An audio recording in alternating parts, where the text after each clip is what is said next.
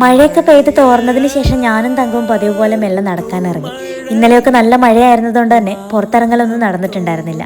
പുറത്തിറങ്ങിയിട്ടേ ഇല്ലെന്ന് പറയാൻ പറ്റില്ല, കാരണം പെരുമഴയത്ത് ഒരു പേപ്പർ ബോട്ടൊക്കെ ആയിട്ട് ഞങ്ങൾ മുറ്റത്തിറങ്ങിയിട്ടുണ്ടായിരുന്നു. ഞാനും തങ്കവും അങ്ങനെ ട്രാക്കിലൂടെ നടന്നു പോകുമ്പോഴാണ് സൈഡിലായിട്ട് ഇന്നലെ പെയ്ത മഴയത്ത് കെട്ടിക്കിടന്ന വെള്ളം കണ്ടത്. സംഗതി മഴ പെയ്ത് കെട്ടിക്കിടക്കുന്ന വെള്ളമാണെങ്കിലും എനിക്ക് നാട്ടിലൊക്കെ പോയിട്ട് ഒരു കുളത്തിന്റെ കാര്യത്തിലൊക്കെ നിൽക്കുന്ന ഒരു ഫീലായിരുന്നു. അതുകൊണ്ട് കുറേ സമയം ഞങ്ങൾ അവിടെ സ്പെൻഡ് ചെയ്യുകയും ചെയ്തു. വെള്ളത്തെ കല്ലിട്ട ബ്ലൂം.